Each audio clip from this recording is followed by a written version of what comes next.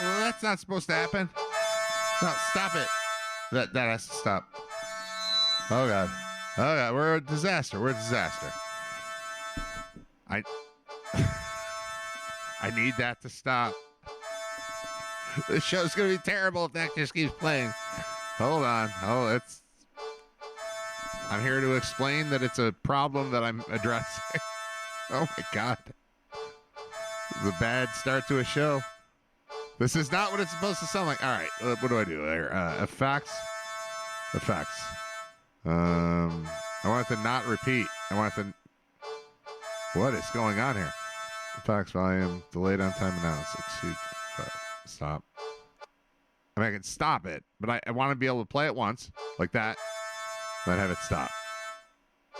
All right, I can do this manually. I think we won't have that sound effect for the entire show. It's 10:06. The show's about to start. It's supposed to be the fanfare, bum, ba, ba, and then it's supposed to be Kermit, and then it's supposed to be the Swedish Chef, and then it's supposed to be me talking. So I'm gonna try to do it manually. We'll see. All right, let's try again.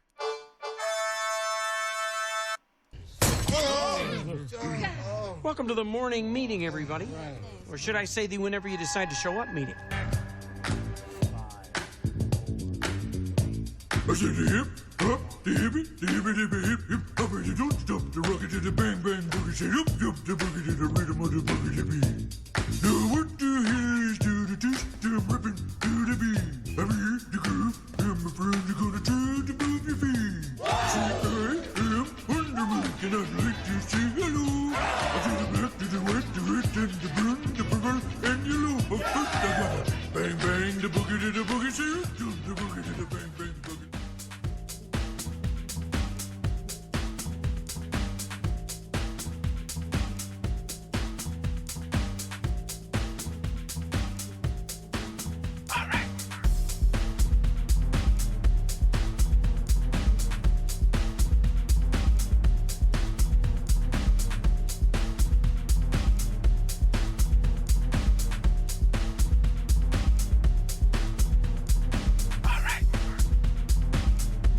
Everything is mostly okay. Everything is mostly okay. I don't know why the the thing just kept playing over and over and over.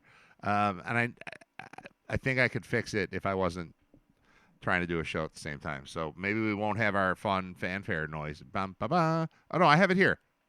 I have it in a different place. Nothing. This. There, it plays once from there. All right, so I won't use this button up here. I'll use that button down there. Everything will be fine, I promise. It's Writer Radio. What is up? It is episode 166, I think. Yeah, 166. And it was quite the weekend. It's been a while since I've spoken with you. But I'm feeling great, which is cool considering what happened to me physically on Saturday morning, which you'll hear momentarily. We did put it on live. There was a live stream of the stupid Krispy Kreme donut eating challenge that took place in a van between Buffalo and Erie. Excuse me, between Erie and Kent. The van went from Buffalo to Kent. But we stopped in Erie for the donuts, and then we attempted to complete a challenge, which was to eat 12 Krispy Kreme donuts in 8 minutes. They're delicious. They melt in your mouth.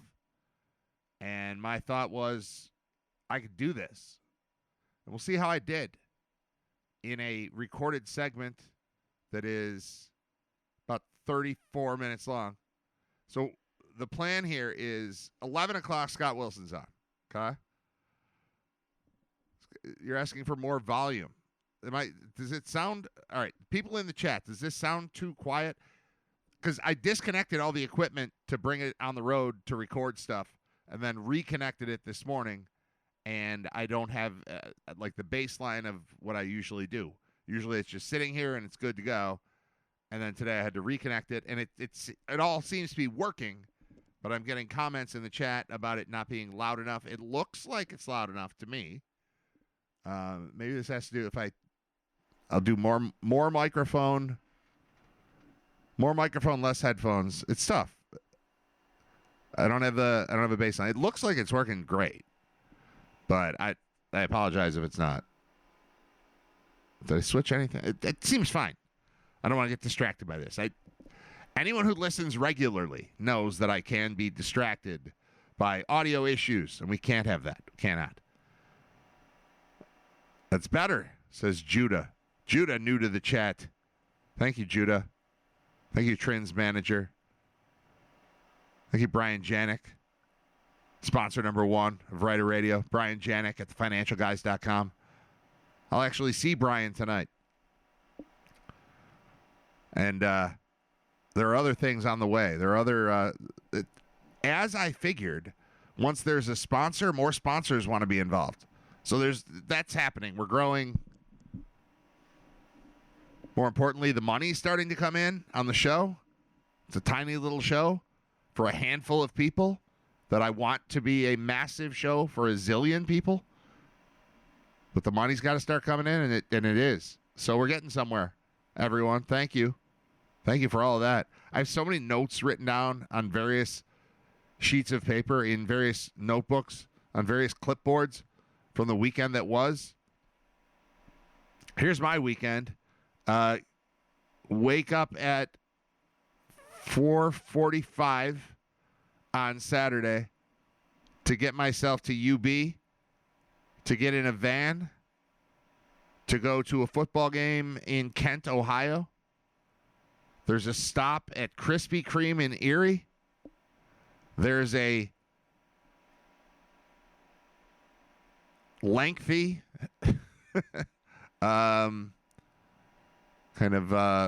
game being played where I'm forced at gunpoint. Scott Wilson had a gun. Not really, but mentally he had a gun. Scott Wilson had a gun. And Scott had a gun. And I had to eat 12 Krispy Kreme donuts as quickly as I could. We streamed that from the van. So a handful of the people who are tuned in right now already heard what the rest of you are going to hear coming up in a few minutes. Just a handful of you. Most of you did not. It's also occurring to me now that all of that audio is sitting on a little card that is not hooked up to here. So I'm definitely going to have to play a song. I'm going to play a song soon so that we can get to the part where the donut challenge happens. Because I want you to hear it. I want you all to hear it. People were texting me all weekend asking me about it. Got emails about it. There's stuff in the chat about it. And if you missed it, you missed it. But the good news is it was saved for your consumption today. My consumption was saved for your consumption. And that's pretty good. The Bills won. Easily, handily, boringly almost. Like it wasn't even... I was very tired because of the previous day. The previous day involved getting up at 4:45, getting to UB for 6, taking a 3.5-hour drive to Kent, eating donuts on the way there. A football game. It took a while. Amazing football game again. Remarkably similar to the Bills in week 1. What happened between the Bills and the Ravens kind of happened again between UB and Kent State. Difference being Bills-Ravens, that felt like a massive game. Bulls-Kent State did not feel massive. It just felt like a game they'd roll through. And they did not roll through it. But they won it.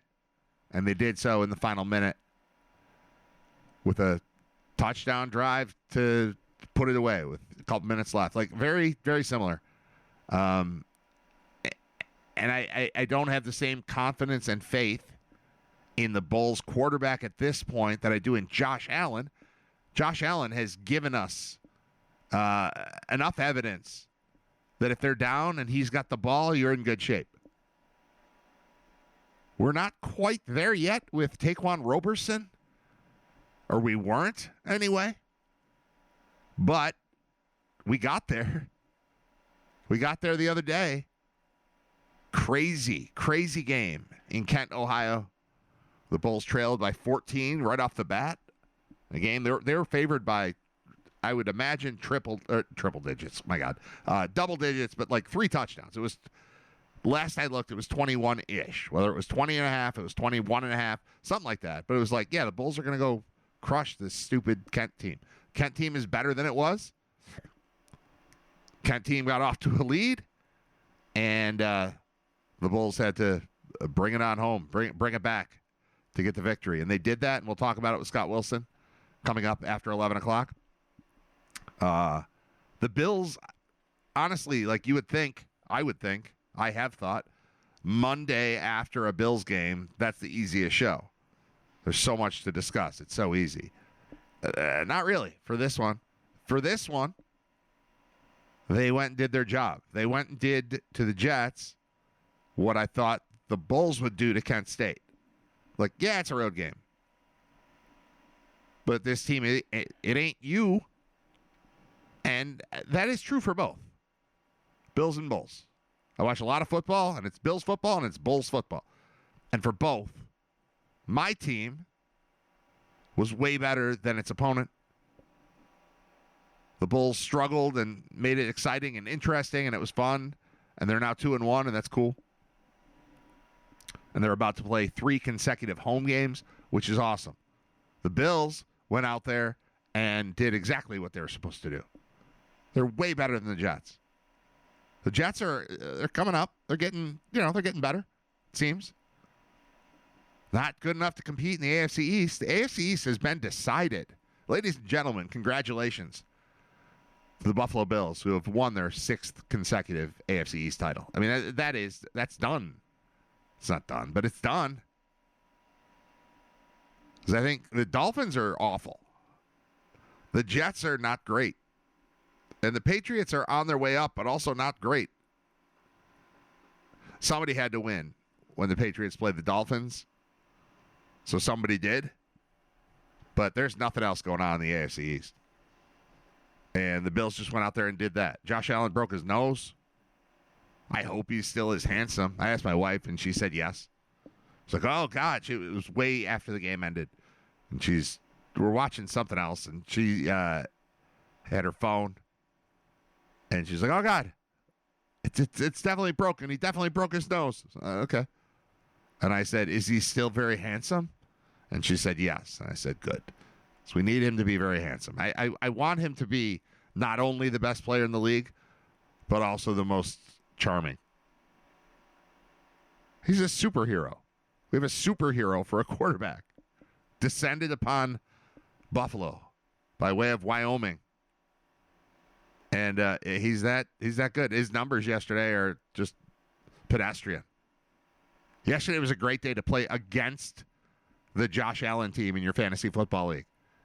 Because the game was won easily. You didn't have to worry about that. The conflict of interest that you have when you're a Bills fan, but you're playing fantasy football and the other team has Josh, there's this conflict of interest where you're just hoping, like, just let James Cook score the touchdowns, please.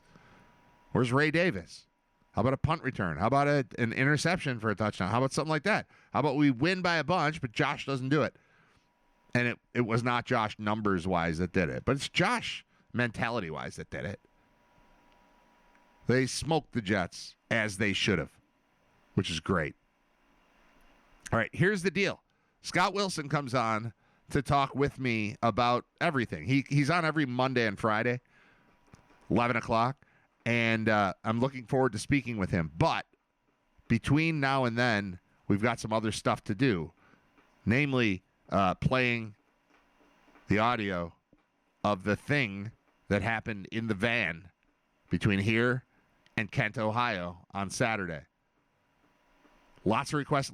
You know what? This really, the biggest problem for this, with this for me, has been that I talked to a lot of people over the course of a weekend, and everyone wants to know what happened. I'm like, well, either you listened live or you didn't. We had a handful of people, I think maybe like 7 or 8 people, something like that. That's it. Listened live. to the Krispy Kreme Challenge, the Ohio Krispy Kreme Challenge of 2025 or whatever. It's kind of a Pennsylvania challenge because we started in Erie, PA, because that's where we had to go. But we did it, and it's going to play in a few minutes, and it's going to sound like it's live. Because what do you know? What do you people know? I will not get in a van in 5 minutes and go to Erie and eat a bunch of donuts. This is pre-recorded. Not this. This is live. But the part you're going to hear is pre-recorded. But it's legit. We're in a van. We're headed to a football game. I'm trying to set the scene here. I'm setting the scene. Then I'm going to play a song so I can get the actual audio because I forgot about that. I have 2 laptops and the recording device, and the audio is all sitting on well, it's on the other computer. Maybe I should just bring the other computer over and play it from there. I don't know. Somehow this part slipped my mind. But we're up. We're running. It's Writer Radio, episode 166, live from Buffalo, New York. And that part won't be live, but it'll sound live. It'll be fine. We'll do that. And then after it ends, Scott will be on, and we'll do like real talk about what happened over the weekend between the Bills, the Bulls, everything else in the NFL, and anything else in the world that comes up. So that's where we are right now. My goal was to start the show, get us to 10:20-ish. Now we're at 10:22. Play a song, and then hit play on the Donut Challenge, which you're about to hear in moments. Those of you who have heard it, you're doing great by not revealing the outcome in the chat, because you could have ruined it for me, and I appreciate that you're not ruining it for me. We've got a good little club here of people being cool.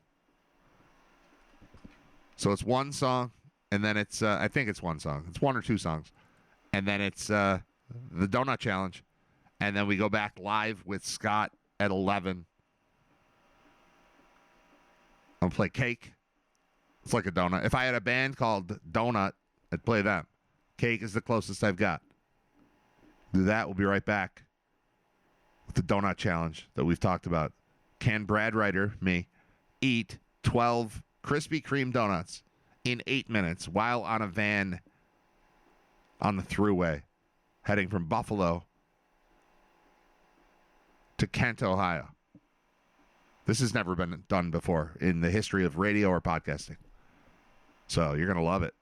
Stick around.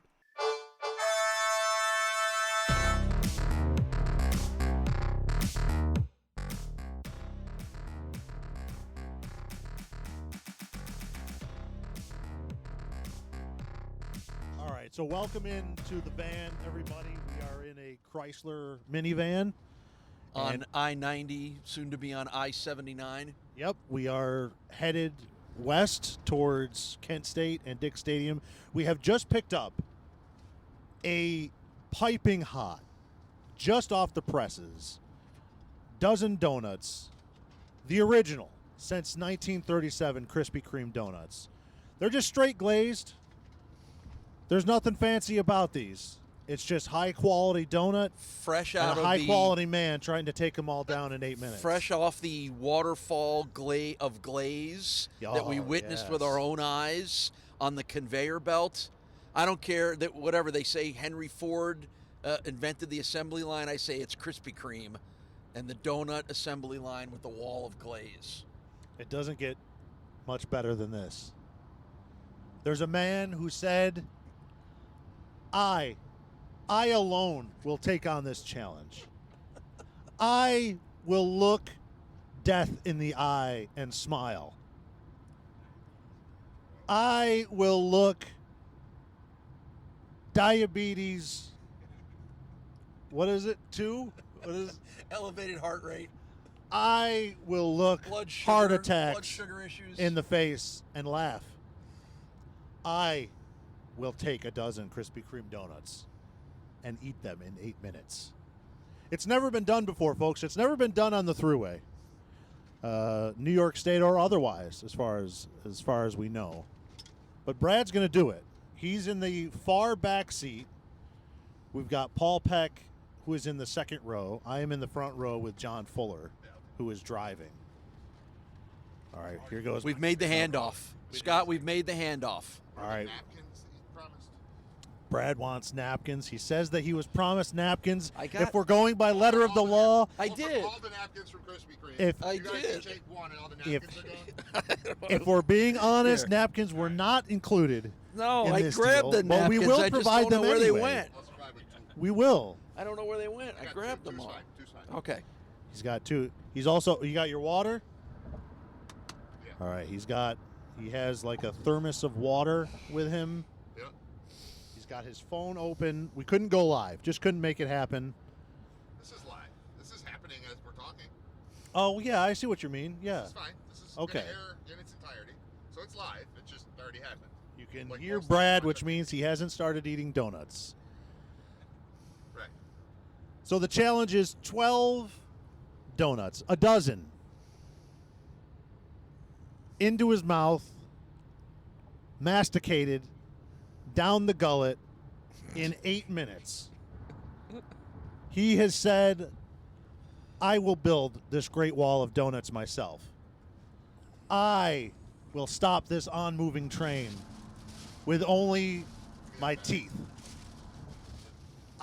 He's already requested a bag, and that's a bad sign, It folks. appear- When do you want me to request It appears to be water. It appears to be Yeah. waterproof, which could come in handy.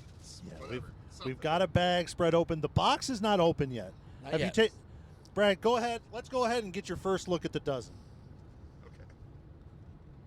Oh, there they are. Glimmering Shining. and shimmering in the Oh, sun. Goodness.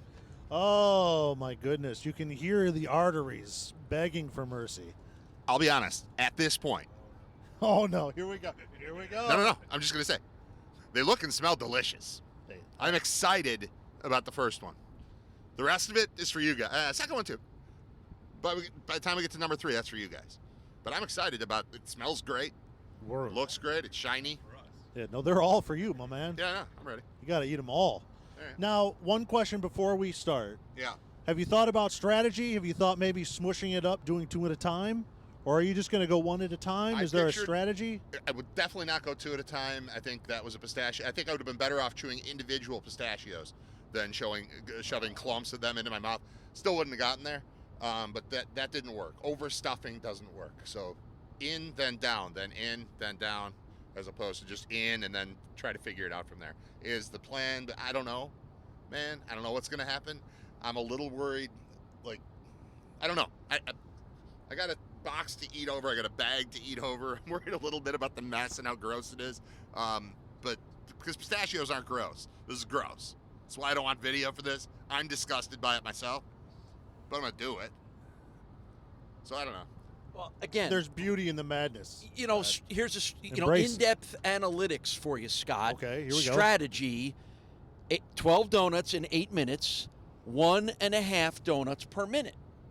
Does that make it sound better, Brad? No, because you're treating minutes like they're all the same. I think I can do 7 in 2 minutes before I can do that like 10th one in the 6th minute or whatever Well, it is. if we had It's- more I think donuts, we could it's do speed. both. But. I think it's about speed. I don't think this. I think this is a sprint, not a marathon. To be honest with you, So is that more up your alley then? think You're thinking so. that that's going to be better for I you? think so. I don't know. Okay. I've not done this. I've not practiced. But I'll play your game. I also Or the game that I I'll created. inform the listening public of this as well. Will you tell everybody did you have breakfast this morning? Yes, sure did. Now that is an interesting Well- choice. That's interesting. So I didn't What really- did you have? I had If you said donuts here, this would be that would be something. and half a dozen Paula's donuts. No, so I didn't really eat dinner yesterday. So I woke up today at like 4:45 and I was starving, and all I could think about was how we have the jalapeno bagels from Wegmans, and how good that would be with a fried egg and my God. slice of Risky cheese. choice. So So, you yeah. had a fried egg 5 sandwich on a jalapeno bagel? at 5 a.m. But it's now like 8, right? Oh was my like 3 God. hours ago. It's 8:04. 3 Yeah. hours ago, you had a bagel. Yeah, I was hungry. Well, Why do I feel like those jalapenos are just sitting in his stomach now? It's just like jumping up and down. Bring it on. Yeah. Come on. Put me to work. It's not. It's not that jalapeno-y. It's just the Wegmans bagel that's got a little bit of like jalapeno cheddar. It's fine. It's not like I didn't go have nachos. But you had breakfast. I just did. want I to tell was everybody hungry. you had breakfast 3 I was hours hungry. ago. Yeah. There is some theory to the fact that you don't want to go into these challenges hungry, that it actually contracts the stomach. You want it. It you want wasn't a little stomach. something I in was there. worried more about my overall just metabolism is the wrong word. Just like being awake enough and being alert enough and being active enough to jump into this kind of challenge. I needed to do something. I couldn't have sat for the last 3 hours without eating something. I probably overate at 5 for what I'm trying to accomplish. Probably. But I needed something, and I woke up wanting it, so I just went for it. Okay. All right. How you How's feeling? my I'm hungry, and these smell delicious. That sounds good enough to me. I mean, let's get it. Talk about a rallying cry. Let's get it on. Now, And here's something crush else. some donuts. Something else. You guys can say whatever you want to each other during this thing. I am not going to actively participate on the microphone this time. I think that took away from it. So it's up to you guys. You guys can carry a 4-hour football game. You can certainly carry an 8-hour donut challenge without me. I'll jump in eventually. This is 8 minutes. 8-minute I hope donut you're not challenge. miss. Oh, 8-minute no. donut challenge. I hope that you haven't been thinking this is 8 hours. Nah, you know what I mean. All right. So Well, just to let you know, you don't get to set that rule. So you'll be on mic anytime we say. but I'm not answering you. Is my point. Oh, you'll answer. I won't. Is what the point I'm making is that I won't. I hear So you. You're trying to focus. I want to try to do this. I would like the timer to begin as the first donut hits my mouth. Well, I'd like $1 million, but Well, we're not all going to see what we want. You okay. know what I mean? So that's what I want. all right.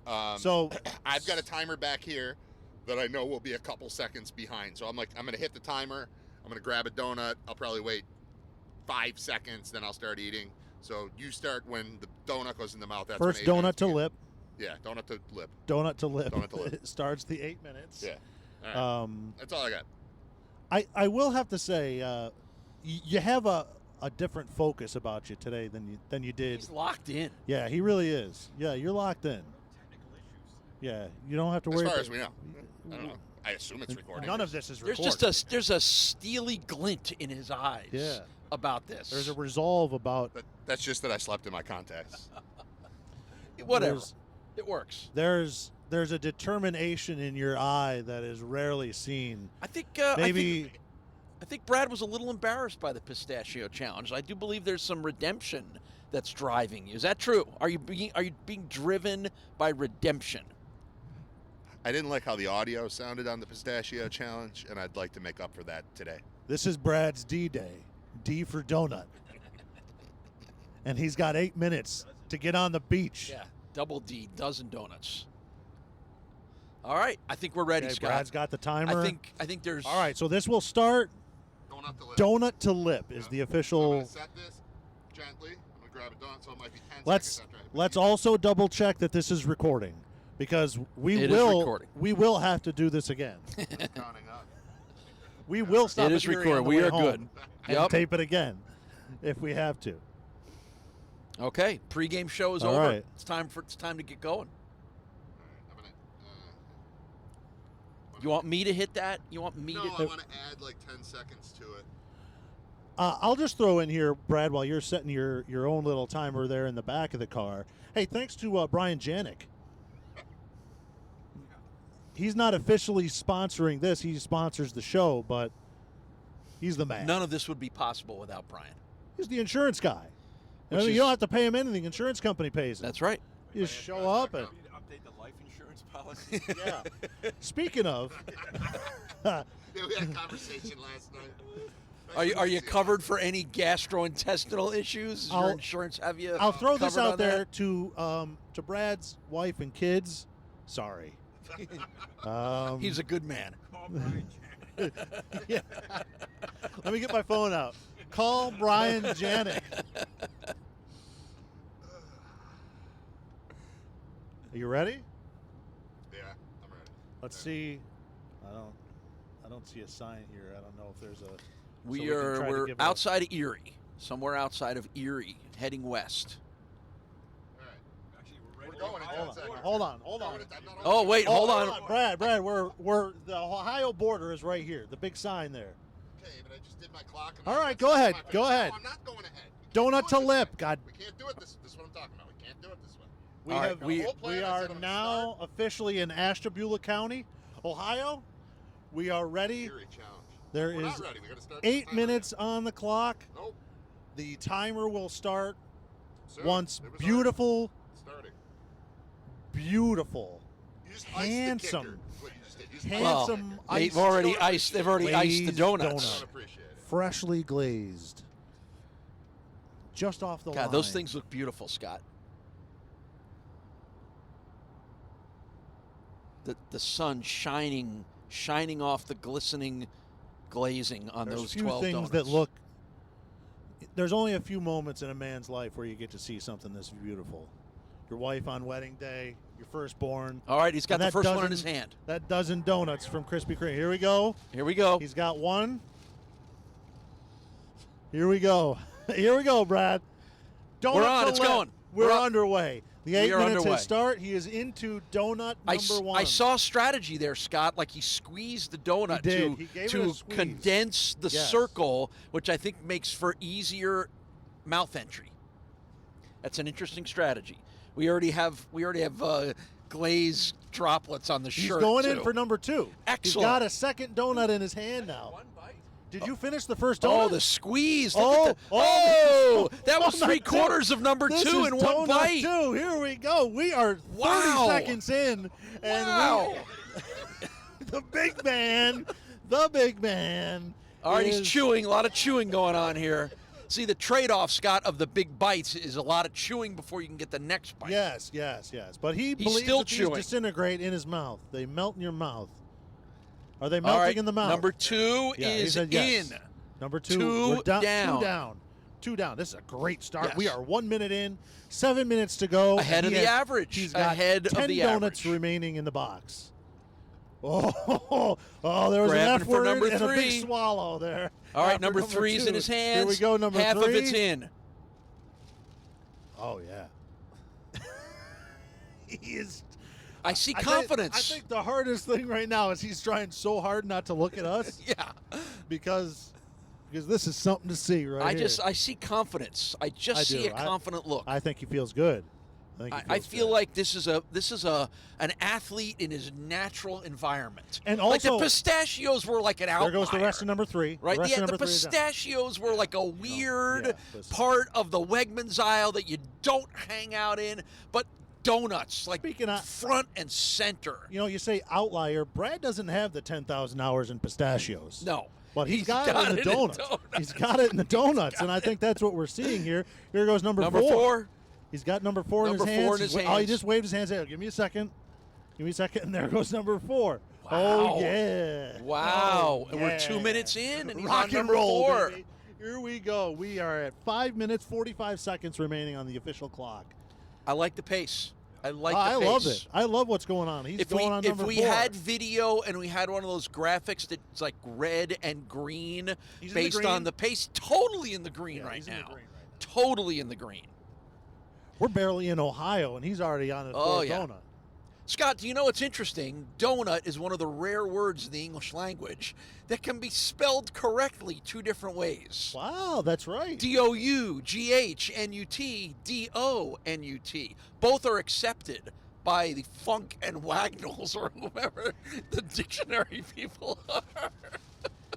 You can also spell it DEEZNUTS.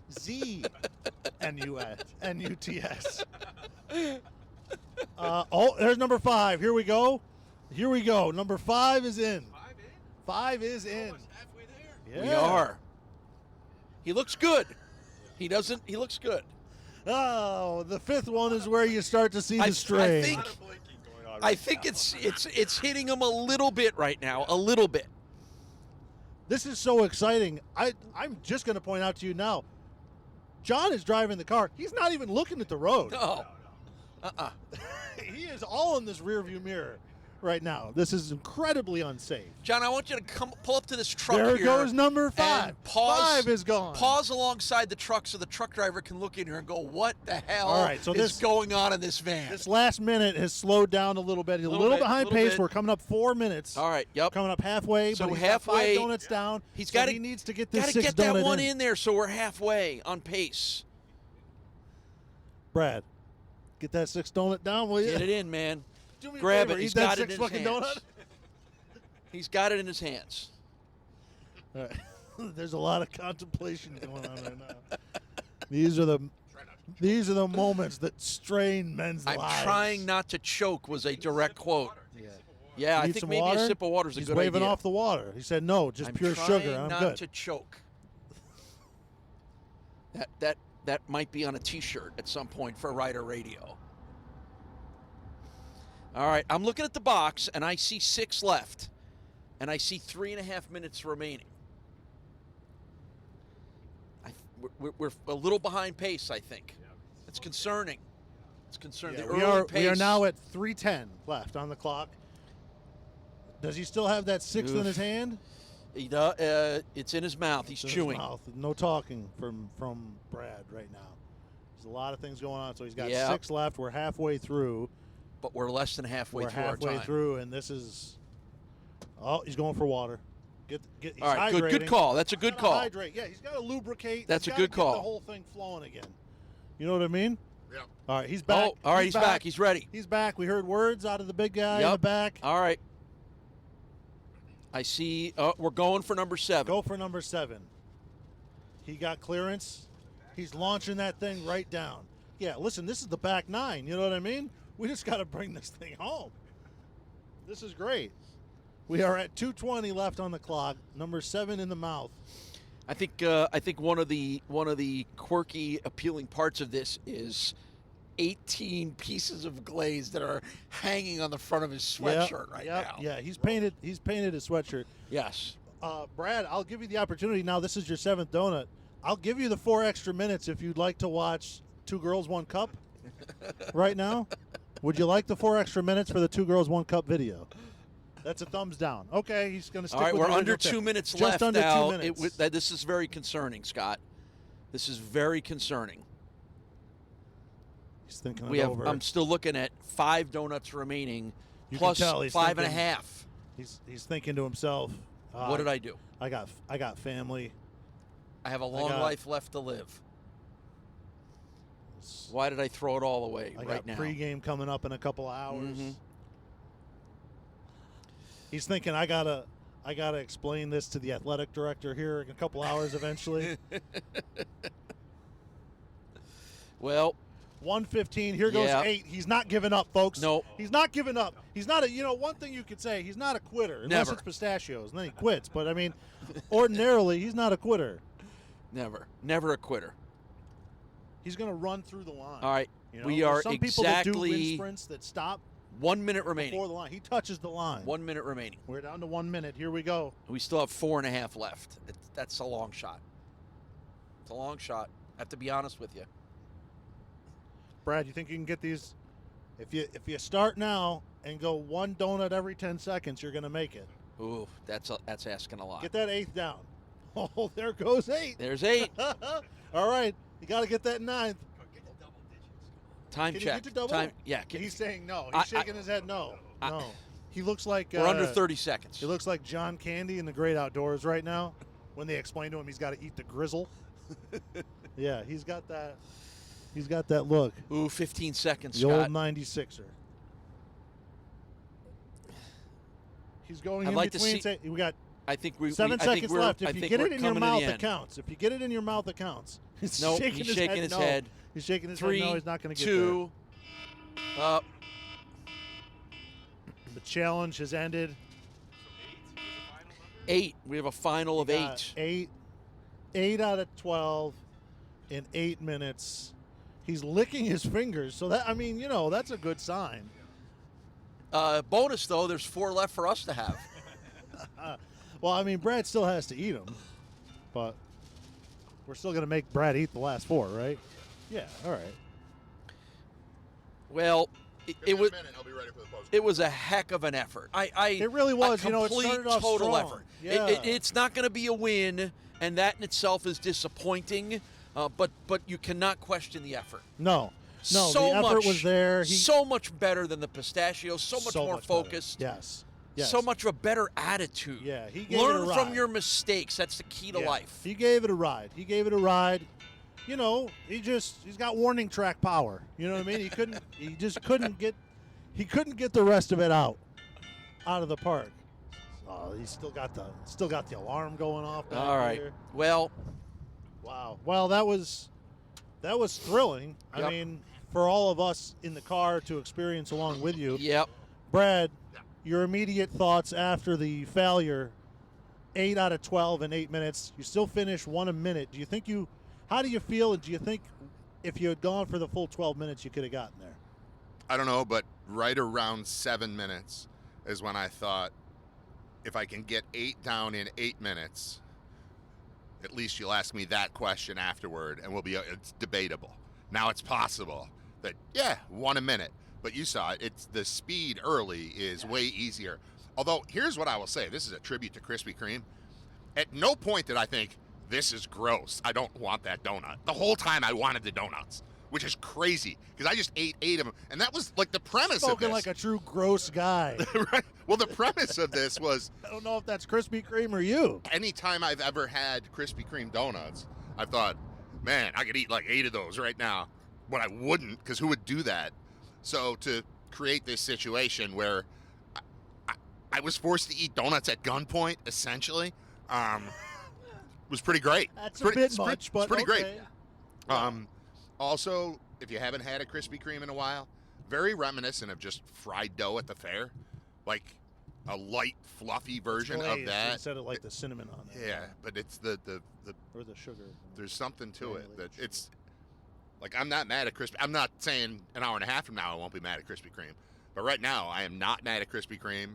I'm Do you- not. I don't dislike. I thought I'd by the end of it hate them. Maybe 2 hours from now I will, but right now, I wouldn't rule out eating those 4 if I kept the box laying around all day. I'm not about to rush into it, but I wouldn't rule out that they'd be gone if you guys didn't eat them. But you're welcome to eat them. Do you think eating breakfast 3 hours ago, having a bagel with eggs affected the overall performance? Do you think that maybe No. knocked you down a peg? No, I don't think so.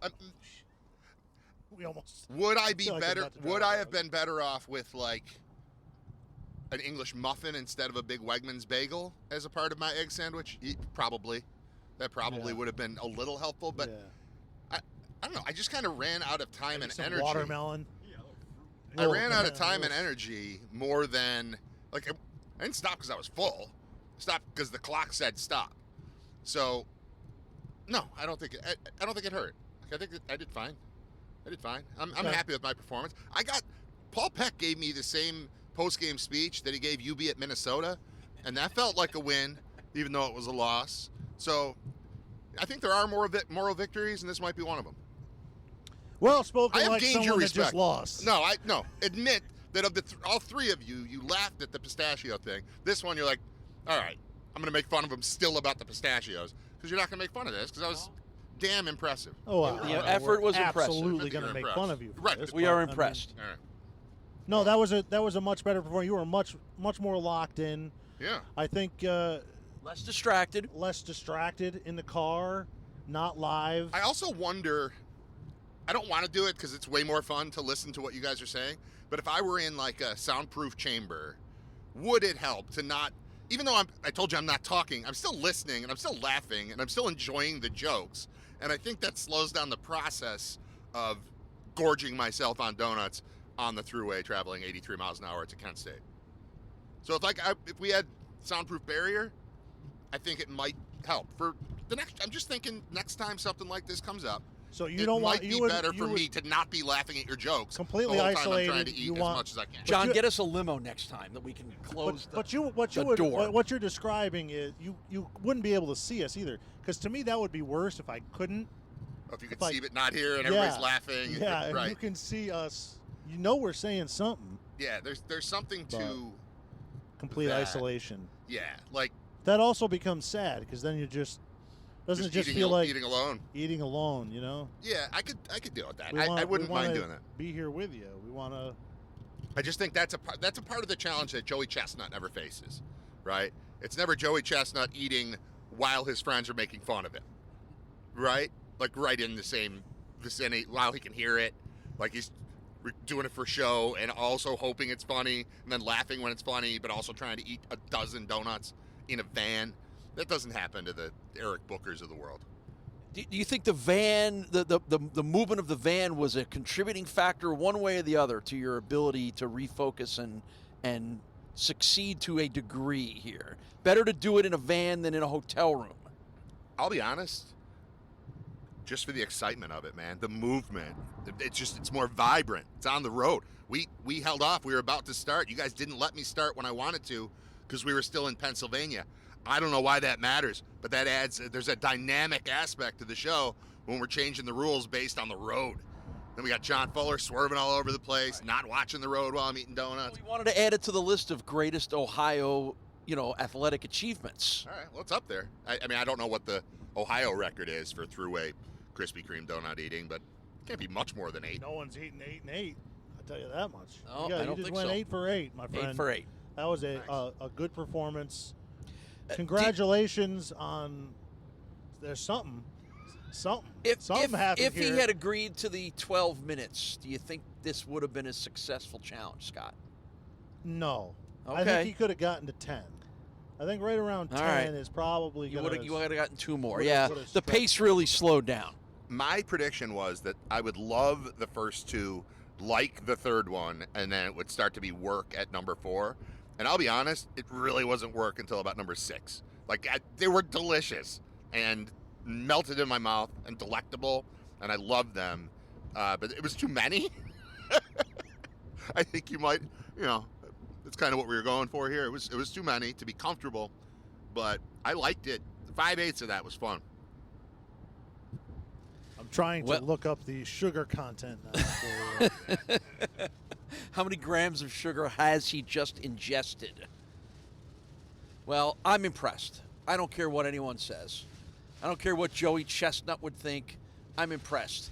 I'm impressed with the effort. I'm impressed with the focus. Have you looked up the record for Krispy Kreme? Have you looked up what the record is for? you know what? I've got it here. Paul Phil here while I. All right, well, I can fill. Yeah, again, Brad has cleaned himself up. There's only 2 pieces of glaze on his shirt right now. We didn't need the plastic bag for anything other than garbage, which I use was it a like question. I use it like a bib, basically. I Yeah, had it just hanging yeah. under me because the glaze falls off, man. It's a mess. But And the sheer fact that these donuts, like less than an hour ago, were dough or a pile of dough somewhere in the back room of a Krispy Kreme, pretty impressive that the turnaround time here on the product and then on your effort, all within an hour, you took something that didn't exist and you put your best effort forward. and within like 4 hours, it'll be right back into the sewer system, courtesy of Dick's Stadium. So that's nice to know. Ashes to ashes, dust to dust. All right. Well, please alert the authorities. So, the record, it was the Salvation Army Donut Challenge, and the record was 62 donuts in 8 minutes. What? What? No. Yes, that's the yes. Yes, that is the overall record. So Brad came in just under it, under that record, Just slightly under that. Yeah. 62 donuts in 8 minutes. 62 donuts. I want the Guinness people to authorize that. Brad, what do you think about next road trip doing trying to beat the record of 21 pounds of grits in 10 minutes? What do we think? I don't like grits. I've had grits once or twice. No, I don't think I got through my side of grits the first time I had them just with breakfast. So no, out on that. Brad, how many hard-boiled eggs do you think you could eat in 8 minutes? 3. 3? Oh, the record's 141. Can we get Maybe 4. in 8 minutes? Maybe. You could do more than that. I don't want to. No, the problem is now he's so guarded. He's very guarded with what he's saying. I don't like that. I don't like that at all. how many? If I gave you 10 minutes, how many peanut butter and jelly sandwiches you think you take down? None. See, no. All right. Now that's no fun. That's no fun. I'm out on that. You done? This donut challenge clearly came from you bringing up a record. I don't know how we would have gotten from 160 something to me saying 12 or whatever. 62. It was 62 donuts in 8 minutes, and you said if it's Krispy Kreme, I could easily do a dozen in 8 minutes. That's no problem. You know, I feel like you exaggerate the way that I think so. And we determined. I don't know about easily. I don't know that I would ever easily. Fake news. I think it's more me going, I think maybe I could, and I'm interested in trying, as opposed to me. You know what? You've got a year to train. Next year we are at Akron. This isn't what I do. It's the same drive. Right. So we'll get an opportunity to next year. I'm not training to eat donuts, next Scott. year we'll just do Boston Creams. Scott, I'm not spending a year training to eat donuts. That's what you think. That's what you think. We're doing it. All right. Wrap this up. Say goodbye to people so that when you'll be the last one to talk, and then I'll come out of that, and then we'll be done. So with that'll the do challenge. it from here live in a Chrysler minivan along the. What are we on now? 79. Is this? We're on 11. Headed towards Dick's Stadium, and the challenge has been completed. It is now over. What's it called? The Great Krispy Kreme Challenge of Ohio? Krispy Kreme Van 2025 Challenge of 2025 is now in the books. Brad Ryder. Brought to you by Brian Janik and the FinancialGuys.com. The Financial Guys, who are all now, they're the disappointed guys. Brian wanted stats because he wants to play against me. And he had 8 Krispy Kreme donuts in 8 minutes. Couldn't get to the full dozen. Legitimately got the 8th one down, though. That was like what my struggle in the last you 15 seconds was one finished. in there, I know, but and you chose not to. No, I but you got 8. One per minute is still a pretty good afternoon. So that'll do it from here. Thanks for tuning in, everybody. Keep it tuned right here to Ryder Radio. All right, that's Scott Wilson. I'm Brad Ryder. The show continues momentarily. After I have to shut that up. So welcome in to the van, everybody. Stop talking. We are in a Chrysler Shut minivan. Up, no. On I-90. No. All right, that's done. I'm going to play a song, and then we'll talk to Scott live. That was recorded Saturday morning. I ate 8 donuts in 8 minutes. That's pretty good, man. It's pretty good. I'm not a competitive eater. This is not what I do. I just thought maybe I could do that. Let's check in with Ryder Radio's senior football correspondent, Scott Wilson. All right, let's go back to live. We did some taped stuff. Whoa. Wrong. Not that. All right, this has to go down. Just dialing things up and down. All right, kill that. That's too loud. That's gone. Bring up Scott. Right there. Do we have Scott? Hello? Yeah, we got Scott. Yeah. All right, that's cool. What's up, man? What's up? How are you feeling today? I feel great. We haven't really spoken since Saturday night. Yeah. That all went fine. Like nothing happened. I honestly, I think the pistachio thing messed up my digestive system for, I don't know, 8 to 12 days. Krispy Kreme, maybe it's because I'm used to it. Maybe it's because I deal with stuff like that all the time because I'm a bad eater. That was no big deal. Like I had like a little stomach ache for a while. I had a little, gas problem for a while. But in general, like we're a couple days removed from the thing that just aired. I'm fine. So that's cool. How are you? How are you after watching it? I felt a lot more comfortable doing this, and you seemed like you were a lot more intense, but a lot more at ease with what the challenge was this time. Once you had that first handful of pistachios, it felt like it was over. You could see it in your face. Yeah. But that wasn't the case this time. You were very, very confident. You had 2 down in a minute. It was looking great. You're not a trained eater, and I think that's the thing that slowed you down at the end there. You still had to chew and everything, and it took you took you a little bit extra once you got past 6. Yeah. I was way more comfortable with this one. Part of it, again, you're gonna hate me for saying this, but we weren't doing it live, so it's like whatever. We're recording it, and we'll see what we get at the end. I'm so concerned about the broadcast. I love the show, man. I love how it sounds, and knowing that it sounded like crap killed me on Pistachio. I didn't have any of that because we didn't. So here's a big reveal. We didn't do the Pistachio thing, or excuse me, the donut thing live. We recorded it live in the van, and then it was over, and then I had the audio file, and then I was able to air that live. So we did. There were only 6 or 7 or 8, something like that, people that found it when we were doing it live from the van, but we recorded it. We went to Erie. We got the donuts. I ate the donuts. We recorded that. And then I pressed play after that was over. And it ended, the live stream of that ended as we were pulling into Dick's Stadium. So that was like perfect for me. I'm obsessed with what the show is and what the show sounds like and making this whole thing like perfect. So it was perfect for me, as opposed to Pistachio, which sounded like crap, and I hated it. So I don't know. That's something too. I was in a relaxed state as opposed to a panicked state when we were live. So that's something. So when we're thinking about this for the next challenge, whatever it ends up being, I don't want to be a guy. I didn't sign up to be a eating challenge guy. Like food, it's gross. I don't want to do that. But it's fun. So the last couple of things we've done have been that, and I think I've solved part of it. So you're saying it's like a mental situation. It's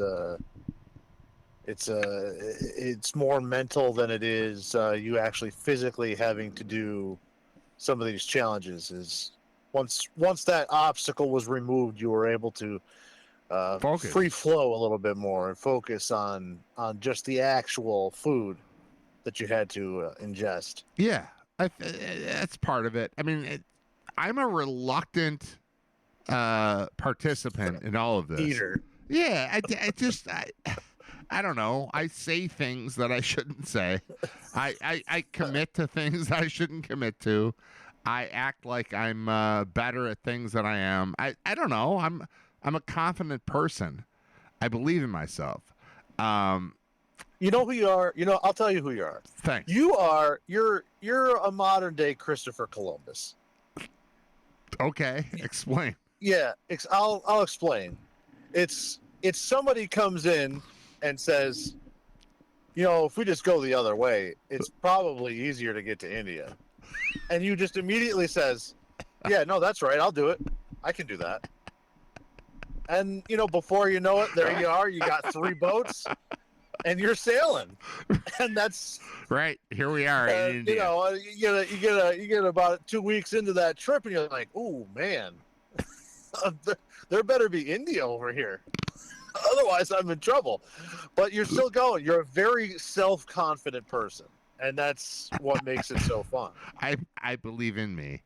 I would like to talk about Christopher Columbus right now. How much, like, we have pumped him up forever. How similar you are to Christopher Columbus? Yes. Because it's eerie. Well, let's talk about him though. Let's throw me out of this and let's go to Chris, my boy CC. He failed miserably and has been celebrated for that, right? Like, that's kind of what... Yet another similarity. Okay. You did not complete this challenge, I will celebrate you. That's not nice. No, you did not complete this challenge, but we will still celebrate you. But this is not in the same... It's the quest. It was the quest that mattered. Yeah, but it's not in the same spectacular way that Christopher Columbus did not do what he thought he was doing and then has been given a shit ton of credit And for statues. and then they're like, also he wasn't nice, so let's take those down. So yeah, but I'm not that, but the idea of like, I don't know what he was up to or why we're talking about him right now, but I had a point. I lost my point. I'm sorry. I'll let's also clue in the people about. We didn't talk about it much on the actual contest, but it was exhilarating and fun walking into that Krispy Kreme. It was fun. Location. It was so fun. Because we did not order it at the drive-through.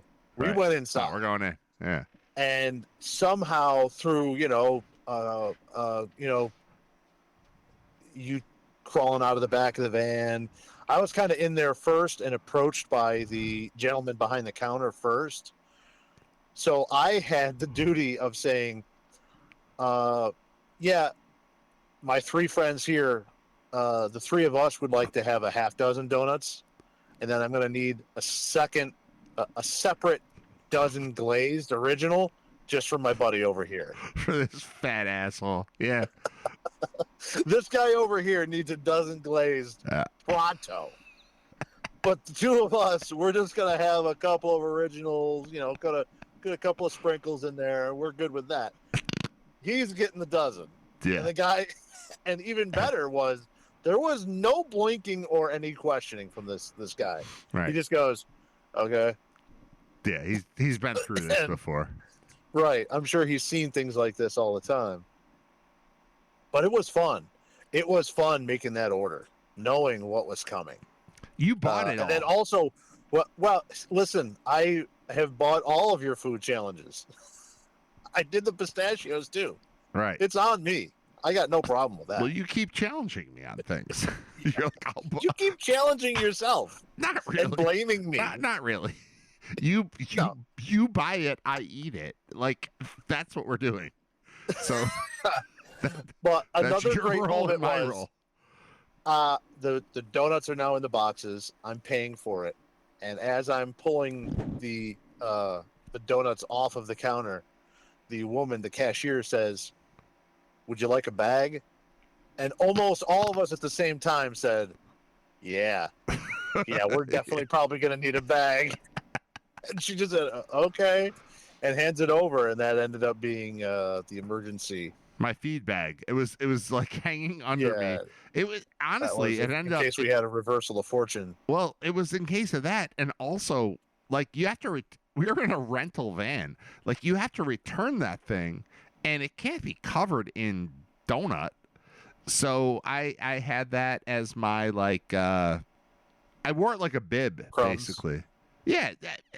Well, especially with if anyone listening is familiar with a glazed donut from friggin' Krispy Kreme, it falls apart. Like it just falls off. You take a bite and it just crumbles. So I had that, and part of the show today, you heard Paul, like, there are 12 pieces of, glazing on your shirt. Like, yeah, I know, I'm trying. But that was, yes, it was a safety measure to get the bag, but also it was for the purpose of collecting the garbage. And, we when we got back at 7:30 or whatever, we cleaned out the van, and that was a part of it. Like, I didn't want to have to pick up individual pieces of Krispy Kreme glaze off of the floor of the van so that John Fuller could return it to the rental place. Like that was part of it. That was smart. That was good. That was good science. It's crazy. You know who else used to do that with bags when they ate? Christopher Dahmer. Columbus.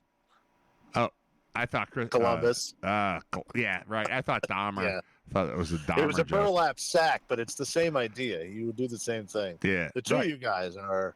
Me and Columbus. Should I be Kinda the worried same. about the blankets that you gave Paul and I being covered in smallpox as gifts? That's a joke.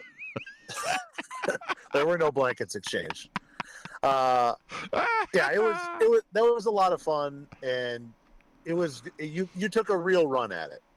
Everything else that was happening, the pistachios, everything was in your head. I was focused. You could not get a real run at the pistachios, but you made a real run at it, and it was fun. All right. Well, that's cool. We had fun with this. I don't think that Brad eating things is like the forward place to go with the show. I don't hate it. I like it. It's been fun twice, but I don't think this is what I want to do with my life. But if a challenge makes sense, I'll do a challenge. I don't think anything else, like both of these challenges came out of you giving me a bunch of stories about competitive eating right after the 4th of July. And these are the two we landed on. I don't think my life is this now. Is my life this now? Like, are we going to have you telling me I have to do that kind of stuff again? Or I think no, right? But it's got to happen organically. I mean, that's the thing. That's kind of what I mean. I can't just sit here and say, in 3 weeks. In 3 weeks, when we go to UMass, Brad will be seeing how many Caesar salads he can eat in 10 minutes. Wow! It's got to be a natural situation where it comes up, and then you instinctually. I mean, you can't help it. You can't help yourself.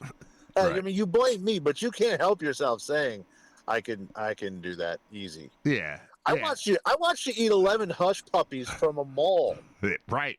After 15 minutes, no problem. After pistachios and lunch. After pistachios and lunch. So I mean, there will be something else that will happen. Yeah. I just don't know where that is going to land yet. Yeah. And it probably won't be on our UB podcast brought to you by ECMC. Like this is different.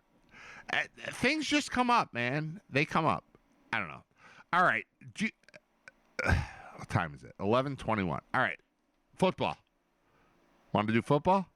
Sure. All right. Bills or Bulls? Start Bills, the 9 Bulls. All right. Yeah. That was impressive. I mean, anytime that it was basically CBS's big national game. Yeah, we had Romo and Jim Nantz. Yeah, and the nation didn't see the fourth quarter because it was just a bludgeoning. Garbage. It was garbage. I mean, and the nation missed the fourth quarter where Nance is just playing songs off of his phone. Yeah, that was into crazy. His headset microphone. Right. That felt like our podcast. Yes, it felt like it devolved very quickly, and Nance was comparing the game to the Bills playing an FCS opponent, calling the Jets looking like they were Middle Tennessee State. Yeah. It was, I mean, that was a really nice response from the Bills. Not only because I think there's a lot of talk going around about what actually is this team after that crazy week 1 game, but also it's a division opponent. I listen at times to try and get Giants information because I'm a Giants fan to some New York radio. And I will tell you, last week, there was an awful lot of, I think the Jets are going to be able to win this game. And newsflash. Yeah. Nope. No, you're not close. You're not close. And that's, I think, going to be very, very an awakening moment for them at just how far away they were. And especially for me, seeing these games against the Jets, like, they had an elite defense, and it's just disappeared.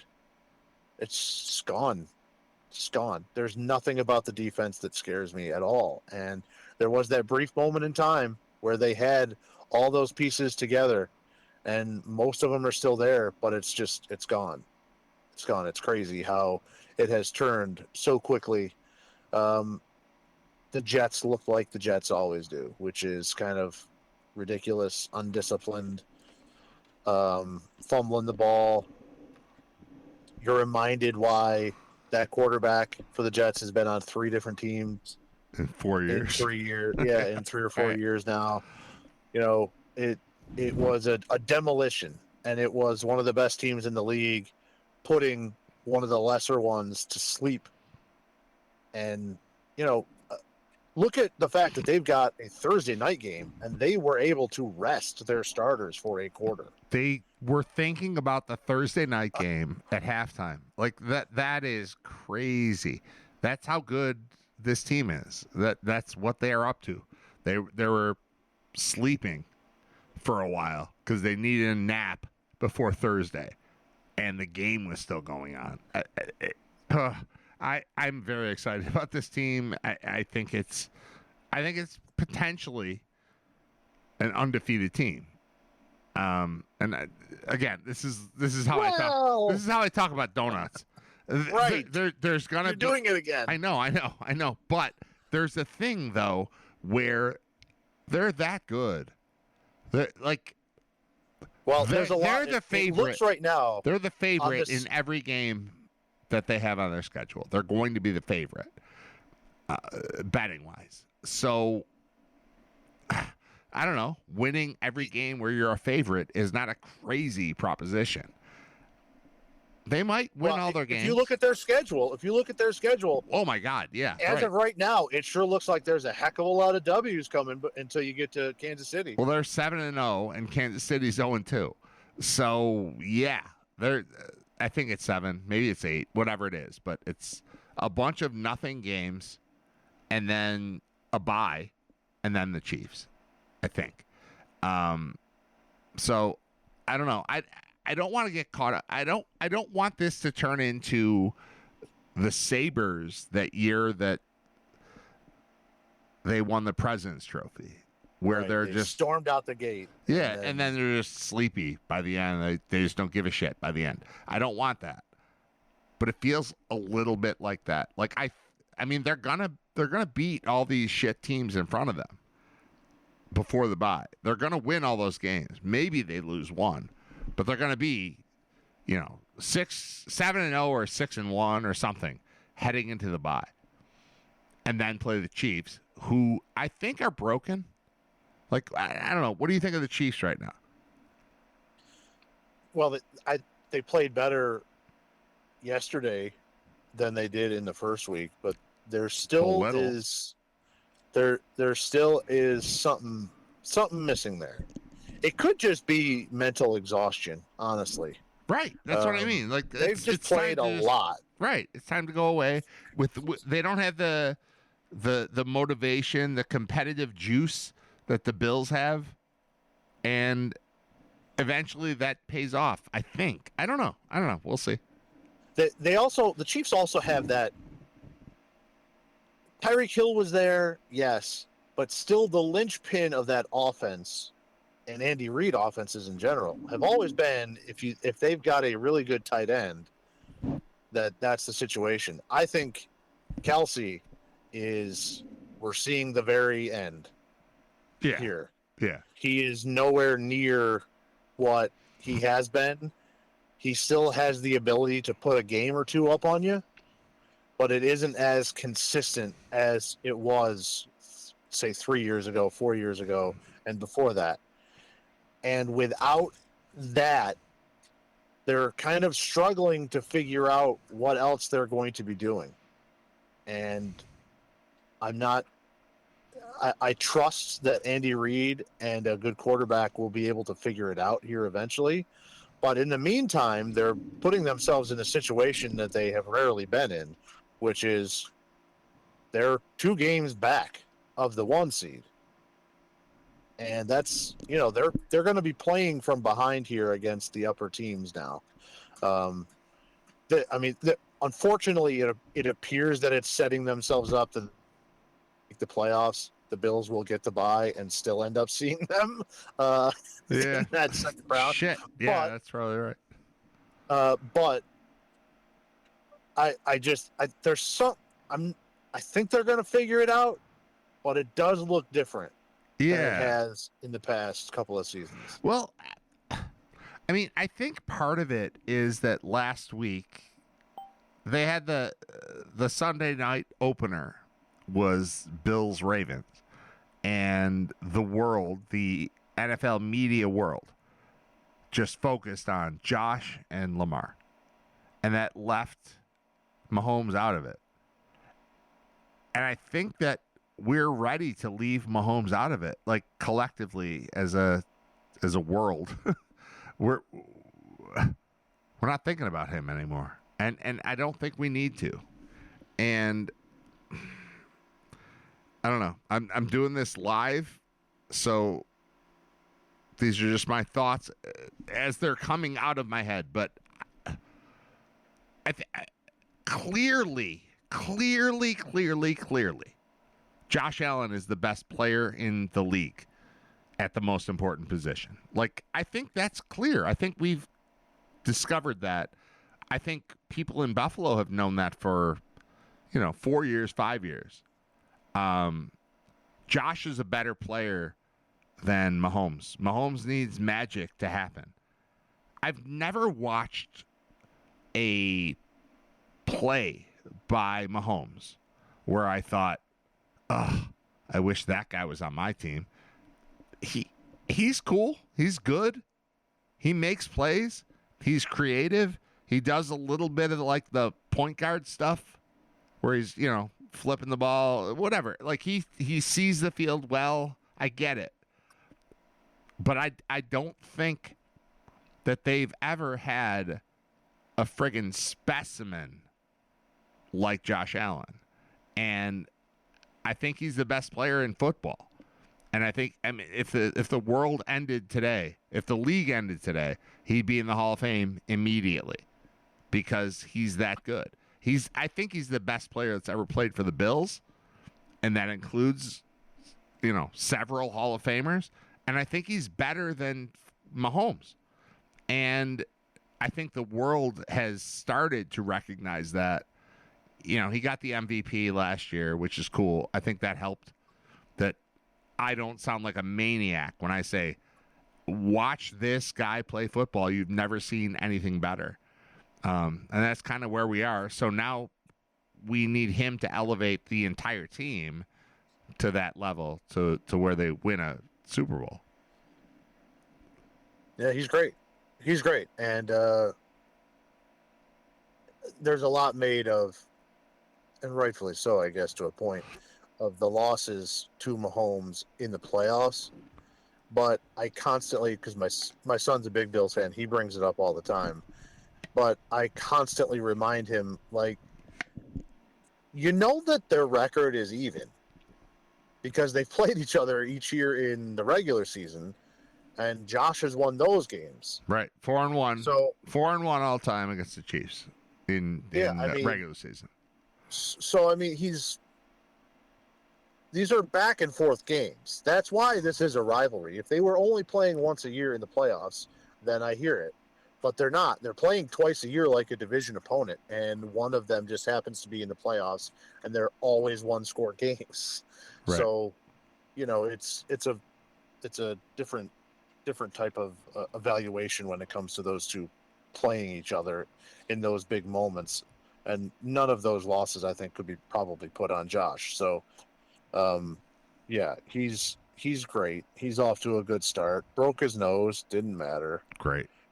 And the best thing you could break on Josh Allen. That will not impact the football season. Right. And, I watched Sunday Night Football last night. That was the Falcons and the Vikings.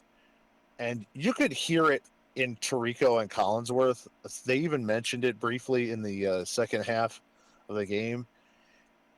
When you see the best teams in the NFL, you can tell. And man, what a drop off it was to those two teams. Like, if you doubt how good Josh Allen is, try watching another game in the league because it kind of it's a different ball game. It kind of stinks. Yeah, and you watch it like Penix. I think he's all right. He could be okay. McCarthy has had one good quarter so far in 2 games, but he stunk. Both those teams were just kicking field goals and praying and turning the ball over. It was sloppy. Right. and then you have the Bills just destroying people, and it looks like an entirely different game. It looks like an entirely different league that they're in. Yeah. Well, they are elite. They are in an entirely different world than whoever played last night that I didn't watch that you just said. Vikings and Falcons. I didn't watch the game. I didn't have to. No, well, I didn't want to. I was bored by the Bills game. So then there's a 4:00 game, and I tried, and I did that for a little bit, and I was like, I don't know. I'm not into football today. Like, we got what we wanted. Go crush the Jets. They crush the Jets. That's what they do. Now they have 3 consecutive home games. So they're going to be 5-0, and then 6-0, and then I think 7-0, and then the bye, and then the Chiefs or something like that. But you alluded to this earlier. Like, the schedule is sick. If you're a Bills fan, there's nothing in the way. So, it's all on McDermott to keep the motivation going, and Allen too. I think he's kind of in charge of that team. But I don't know. Now they look perfect. They look perfect for this. Like the idea that like there's no number one receiver really, except Coleman can do some stuff, and Shakir can do some stuff, and Palmer can do some stuff, and Josh is in charge. So I don't know. I feel like they're playing a different level of football than the rest of the league right now. And I don't know. To me, I don't know who the second best contender is, but they look perfect to be the Super Bowl winner this year. We'll see. And Cook can do some stuff too. Right, and there's Cook. I mean, you believe that Cook was a backup at Georgia? Yeah. My God, that team, that was a good Georgia Bulldogs team. If Cook is like basically just standing around for most of his college career. Yeah. Which he was, because he looks amazing. Wrong. I think they were probably wrong. They were probably wrong on that. They probably should put him in. But the one run he had yesterday where they drew the line, like watching the play was one thing. But then seeing when they drew the line of he's here and then he's over here and then he's over here and he makes the cut and it was the long touchdown run, but it was absolutely incredible. And he's just like, I don't know, you probably feel the same as me. We watch and listen to the same things. Running backs are not super important in the NFL. Like there are a ton of good backs. Look at UB. We've got LJ Henderson is killing it, but if he gets out, like he's hurt for a quarter, they bring in the next guy, and he's great too. And that's kind of how football is now, where running backs are just, yes, this guy can make cuts and gain you 12 yards when you're looking for 3. Like, we've got that in the whole league. Cook's better than that, and we don't talk about it a lot because he's overpowered by a superstar that I'll call the best player I've ever seen play football. Like, Josh Allen is that, and we don't, it's like nerdy to say that, but I've never seen anyone play the way that he plays. And also, he's just maturing and getting better and becoming more professional, therefore better at the game. He had a 40-yard run at the start of the game that fixed everything for the Bills. And then his stats were crap yesterday. He had no touchdowns, throwing, running, whatever. Didn't matter. He's just controlling it and running it. He's the president of football for the Bills. And I don't know. I don't know how to end whatever I'm saying. I don't know how to end it. So I'll just turn it back to you, Scott. All right. Yeah. Well, let's. I'll briefly mention the New York Giants and just another.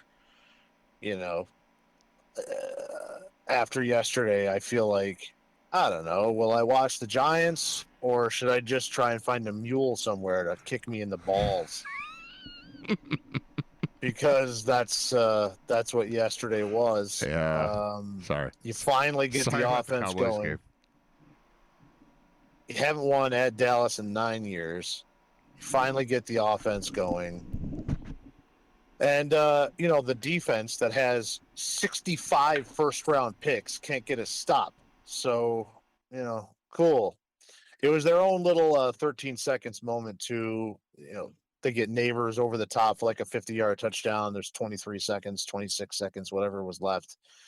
You give the ball back to the Cowboys, and they just play so soft. They play off and off, and they gave an easy pass to, I believe it was a tight end, right down the middle of the field, set him up just past the 50, and they've got a kicker that can kick it from 70, made a 64-yard field goal to tie, send it to overtime, and it just it felt like you knew what was coming once the 64-yarder goes down on you.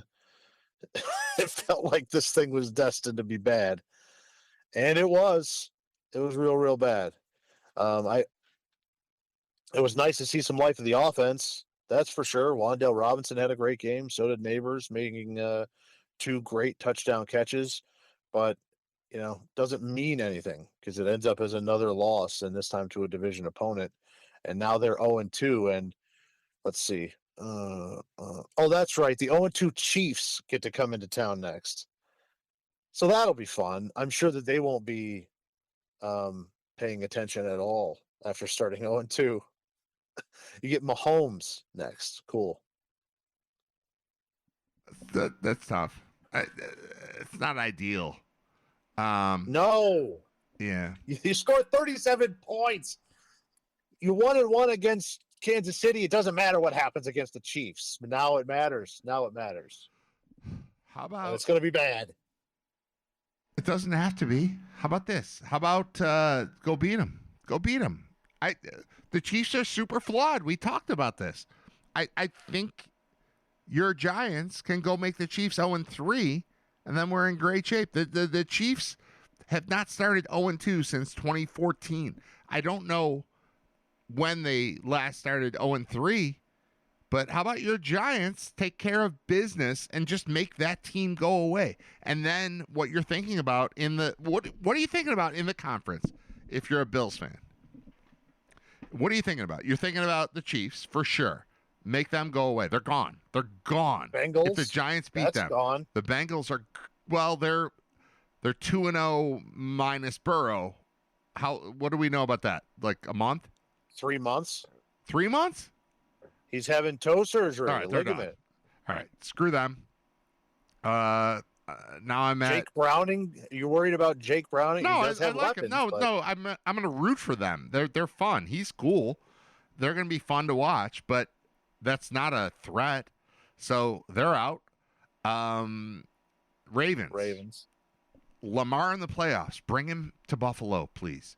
Like they've got 1 win over the Ravens is a 2-game lead on them in the playoff thing. So bring that to Buffalo. Yeah. Bring Lamar Jackson to Buffalo and watch him bleed out a loss. Like I respect his skill set and all that stuff. And it was someone, you, Jeremy, somebody, when he was at Louisville, like, watch out for this guy. Like, all right, I'll watch out for him. And I watched out for him. And he ain't Josh. It's not the same thing. It's a whole different thing. The idea that, like, people are still pissed in Baltimore that Josh Allen won the MVP last year over Lamar. Like, he should have had his third. I would say he should have none. Like, would you ever say, I just trust you, dude? Take care of it on this. We got 1:41 left. You're the quarterback. And I trust you to fix this. Like, make it happen. Josh is number 1. Lamar is number 48. I'm like, no way do I trust that.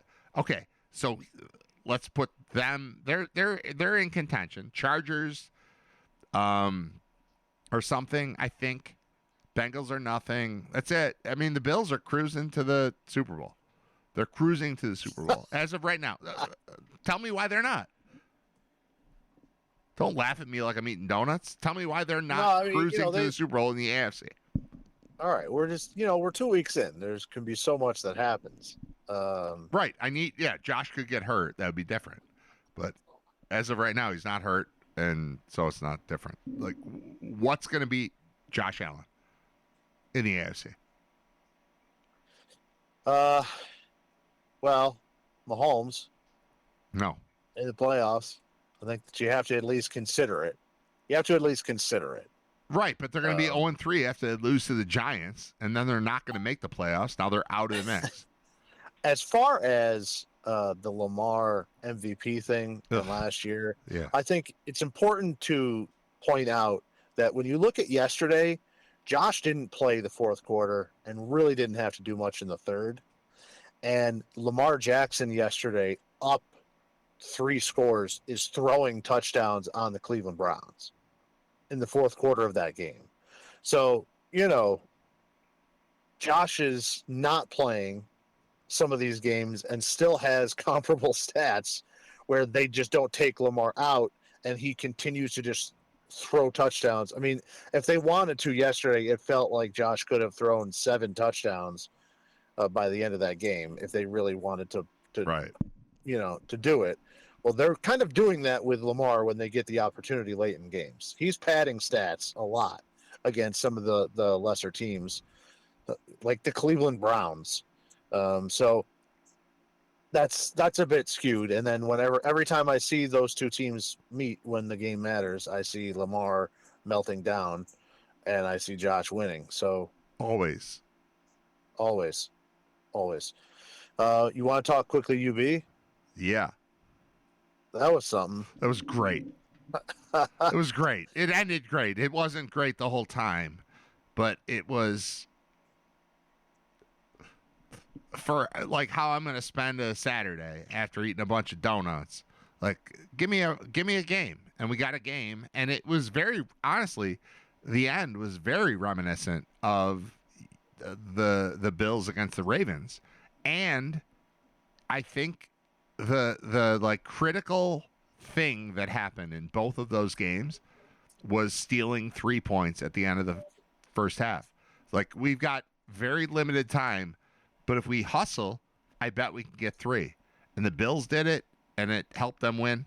And the Bulls did it, and they won by 3. That was the 3. To me, that was the 3. So go ahead. Fully agree. Kent State really struggling. Hadn't won a game against an FBS opponent in over 1,000 days. They planned that home game as Parents Weekend plus high school band day. So you've got 6 local high school bands plus all their parents plus student parents. Massive. That's crowd. The biggest crowd that I've seen there. It was by double. It was a bulb at least. Yeah. At least. We usually are able, if we have to dangle a crowd microphone, and by the third quarter you usually just hear things blowing around right in those aluminum seats, right, or one us. person talking about what we're gonna have for dinner tonight. Like that's right. That's what we pick up on the crowd mic. And it was a big crowd, and Kent State played really well. That's the best they played in a long time, and they put it together. And the Bulls, sometimes you have to have these types of games when you're trying to make a run at a championship. They struggled to get their feet underneath them. They eventually did. They did, and they got things going and needed a last-second drive or a last-minute drive to win it. But they got it. And I was impressed with the response from the team after going down 14-0. The crowd is into it. And it starts to feel like, oh no, what this happens? is just what are we this doing is here? not going to be our day. Kent State is making some uncharacteristic plays and tackles. Their touchdowns are mostly coming off of like misdirection, trickish type of plays, fluky, weird stuff. Yep. Yeah, and they're making tackles they didn't normally make with, shoestring tackles, stuff like that. Yep. But like we said, coming out of fall camp, it was interesting to see Taquan Roberson really locked in some of those scrimmages in fall camp when things were looking bad. And he really turned it on and looked intense and got into it and started ripping the ball.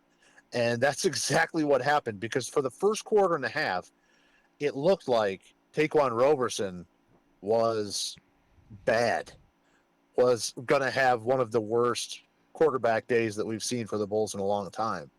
And it went 14-0. And from then on, what did he miss? Like he had 3 incompletions, maybe the rest of the game. Yeah. He was terrific the rest of the game. And I was impressed by that. And like I said, when you're going to have these championship seasons, you're going to get challenged. You're going to always have a game or two against an opponent where you think maybe you shouldn't be in that tight of a game, but you are, and you have to find a way to win it. And the most important thing was they found a way to win it and to move on to the next week. Let's talk about Roberson. I think I love him at this point. Like, I think I get it now. Like, all the stuff you've been saying from that practice, that scrimmage, where you're like, once it got intense, he was in. It's like, all right, so we just needed to get intense. So do we have to take down, take a 14-point deficit to get him into the game? I don't know. But I was so impressed with his demeanor. This is what we look for when we're in this era of college football where we know the team kind of, but CJ Agbana is the quarterback. Like, I don't know who that is. I kind of know him. I remember him running a few times last year. And then this year, it's like, Roberson's the quarterback. Okay. I know most of the other players on the team. I know the defense very well. And the offense, we're working on it. I think I couldn't be more pleased, I guess, is what I would say, with Roberson doing what I need him to do when I need him to do it. Right. Yeah, when you need him to make a play, he's usually, so far this year, been there and made the play. And you're right, there might be a thing of an early learning curve here for the coaches and stuff of, can we get second half Roberson in the first half, right, and then start killing people? And I think some of that is just a little bit of a learning curve. And I think that college football is great because when you boil it down, you never know what's going to happen with a group of 18 to 22-year-olds. And no matter how many times the coaches tell them, hey, you better be ready to play or you're going to lose, there's only so much that you can do to actually convince a team of that has pounded this school that they played right over and over and over and over again. And there's only so much you can say, like, guys, they're way better than they have been. They're better, believe me. Well, they picked up that he was telling the truth in the second quarter, going down 14-0. Like, oh no, he was right. All right, we got to get things together and do it. And every team across the country has those games, and the Bulls had it. And I think that it's a testament that they were still able to win it. Yeah, that they were still able to bear down and not let things get too out of control and contain it and be able to still come away with a W, because a lot of times that doesn't happen. Once a team, how many times have we seen in the MAC where there's an underdog team, they go up 14-0 and it's trouble, man. The favorites are in big trouble, especially on the road in this conference. Happens all the time. And for the Bulls to be able to, you don't think of Dick Stadium as a tough place to play. No. It is when you crank it full of people like it was this weekend. They were legitimately loud and excited and into the game. Yeah. And that was cool. To still come away with a fun. win. That was good. Yeah, it's awesome. All right. So when do you think the Bulls lose again? Is the question. Well, I'm trying to phrase it. I'm trying to phrase it the right way, but I think I think they're gonna. I mean, there's a chance. There's a real chance at 11-1 here, and they survived the other day against Kent, and I think that elevates their ability to win the rest of their games. Troy's tough. Connecticut's Troy will tough. be tough. UMass Well, let's just- might. I don't know. Go ahead. Let's just start with the next couple of games here as they wrap up the out-of-conference schedule, which will be Troy coming up this weekend and then UConn in 2 weeks. Troy had been playing really well, and last weekend they played Memphis, and their starting quarterback got injured with what looks like a shoulder injury, and from what I've read, the coach listed him as indefinitely out. From what I've read, shoulders are bad for quarterbacks. Right. So once he went out, the offense for Troy was not good. They scored 7 points. I think they ended up with like 140 total yards offense for the game, 60 of which came in the fourth quarter. I haven't watched that game yet to see exactly what happens, but them losing their quarterback is going to be a big factor in this weekend. UB will definitely be favored at home against Troy in that matchup. However, they're going to have a full week with the backup. So it's going to be a different situation than it was last week against Memphis. I think Troy is a much improved team from the last couple of seasons. That will still be a very, very tough game for the Bulls. So will UConn. I think UConn is very good. Yeah. They played they're coming off of, it'll be 2 weeks, but they just lost another overtime game. They've lost 2 overtime games in a row now where they've had the lead in the fourth quarter. One of them at Syracuse 2 weeks ago. And then last weekend at Delaware, Bob's lock of the week. Yeah. I loved it too. And we end up driving back from Kent State Right. in the car listening to UConn and Delaware battle it out. So And sad. Delaware ends up winning in overtime. So, I still think UConn is very good, but they still have their flaws. They still have areas that they can be pushed around on, and they've had some injuries on the defensive line. So we'll see how that plays out. And then you get into conference play, which is all even opponents for the Bulls. I think that they'll be favored against UMass, and then I don't have their schedule in front of me. You probably do, but after that, I think that they'll probably be favored in the rest of those games unless something wacky happens here in the next couple of weeks. Yeah, they're going to be favored the whole time. I mean, they belong there too.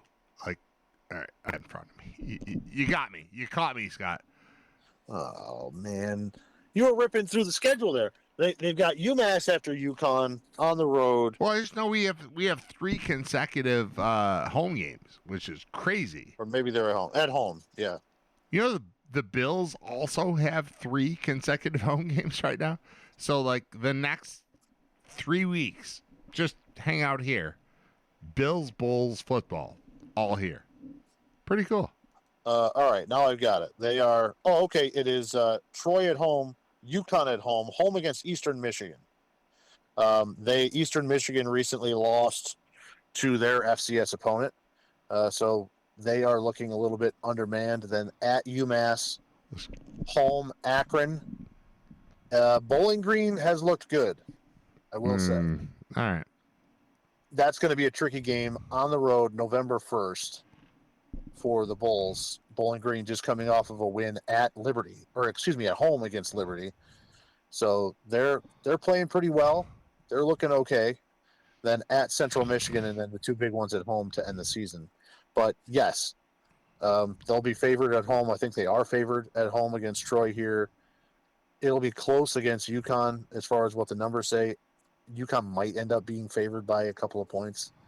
But they'll definitely be favored against Eastern, UMass, and Akron. And probably at Bowling Green if they end up winning all these games that we're talking about. So I'll also throw out there, it's Ohio played at Ohio State. They hung around. They played really tough against Ohio State. They did. Lost a quarterback. Quarterback left early with an injury. We haven't heard much about it. Oh, yet. Parker? So Parker Navarro? Yes. So we'll see what that is, whether that's a real injury or whether that's he got nicked up and they're playing at Ohio State and there's no need to do that, to do any more. than what they were doing. Right. But that could be a thing, because let's say he's out for 3 or 4 games here. You're talking about they got an FCS win, but they've got BG and Ball State and then Northern Illinois. So if he's out for any length of time, that game against BG could be a further tilt in the favor of UB and the MAC schedule. Awesome. Honestly, like, I don't want you to ask me right be now- a jerk about Parker Navarro, but I want him to not play against us. Yeah, if you were to ask me right now who is probably the favorite and the best team in the MAC, I think it's Ohio. I think that they've played the hardest schedule and had the most complete games. Yeah, they're hanging with big teams. They're hanging with big teams. Yeah, they lost by 3 in a close game that they led at one time at Rutgers. They beat West Virginia, who just won the backyard brawl, and that was, what was it like? It was like 13-3 for quite a while against Ohio State there. They hung around. It never really felt like they were going to actually win, but they hung. It was 16-9 when I was like, oh, shit, I have to watch this. And then by the time I found it on Paramount Plus, it was a blowout at that point. But, yes, I wanted to see that, and, like, I was into it. But, oh, well. So, but you're right. I think the Bulls will be liked by Vegas here in the coming weeks for sure. They just got to go out there and prove it. And, we'll see what happens with the Troy quarterback situation this week. They got a little bit surprised this past weekend with Kent State when they switched up their starter at the last minute. I think that while they were probably prepared for both because Kent had been rolling both guys, it was certainly a lot more of Montez than DeShields. And Montez had a bit of a pity party this week. Coach benched him and put in DeShields, and that looks like that's not going to be changed. He looked pretty good, pretty dangerous, and kept them alive in that game. I think if there was another quarterback in there, I think that is not even close to the outcome of what happened there. I think they lose probably by multiple scores. He kept them alive. I loved him. I thought he was awesome. DeShields was awesome. And, yeah, Montez is screwed. That guy was great, I think. I don't know. What do you think? He was okay.